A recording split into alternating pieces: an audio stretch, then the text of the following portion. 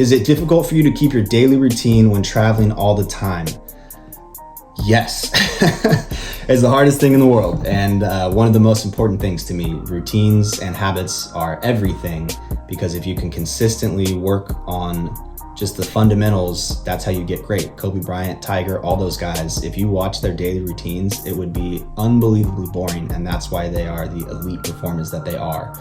And so it's hard to stick to it when traveling. I just do my best, man. I have a folder that has all these one sheets of how I try to live my life, what my workouts are supposed to look like, what my mobility routine is, what my morning routine is. I wake up, I write in my gratitude journal, I read the book, I go walk outside, I stretch, I do breath work, cold shower, yada, yada, and then a nighttime routine as well. I have routines for my golf practice, and they all take time, and they all just get flipped upside down when you're on the road and you're unable to control all these variables. So it's just a matter of having the intention of what your perfect day would look like, and then also being okay with virtually never living that perfect day, because it's just unrealistic with the lifestyle of traveling and playing in golf tournaments.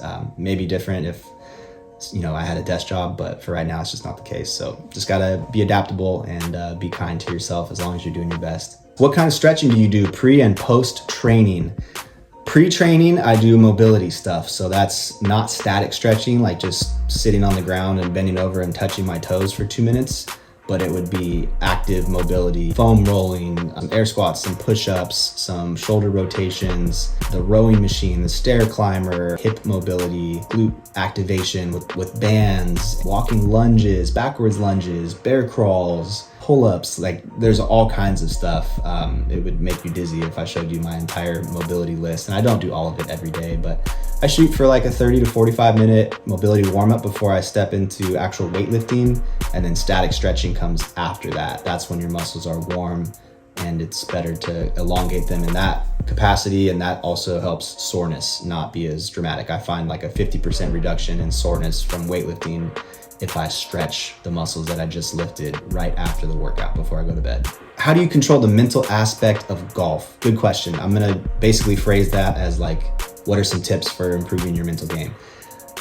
Very similar to real life. I think you have to know yourself, and that comes through experimentation and failure and self-awareness. So, set a goal, try to achieve it, see what went wrong, come back to the drawing board, take notes. What did you do well? What did you not do well? Tweak your plan, go try to achieve it again. And that process over time, when you refine it, you start to really know yourself and your tendencies, and how do you get the best out of yourself, and what happens when you start sliding the wrong way on the golf course. And then the more aware of those things you are, the easier it is to nip them in the butt before they become big problems. You may see like, hey man, when I make 2 bogeys in a row, a downward spiral starts, and then I start to get angry and chatter to myself internally. And then after 3 holes, I start saying things out loud and slamming my clubs. And then you can pretty much predict, once I've let that train start, 5 holes later, we're going to be 10 over par. And so once you're aware that you're doing that, it gives you a chance to not do it, because you're like, well, why would I'm doing it again, and I know what the result's going to be in the end. It's going to be 10 over, and I don't want that.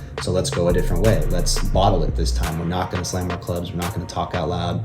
So just more and more self-awareness, practicing meditation and mindfulness is literally the best advice I could give you to increase your levels of self-awareness. But that, I think, helps the most with the mental aspect of golf. Okay, I think that's going to do it for all the questions from today's Q&A. Thank you guys so much for watching. If you have any more questions, please put them in the comments. I'll be sure to read those and throw them in the next Q&A video.